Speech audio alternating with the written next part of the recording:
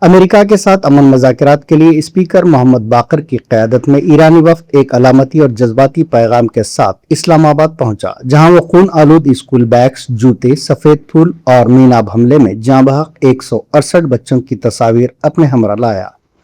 محمد باقر نے social media پر اسے میناب 168 mission قرار دیتے ہوئے کہا کہ یہ معصوم جانوں کی یاد اور جنگ کے خاتمے کی اپیل ہے۔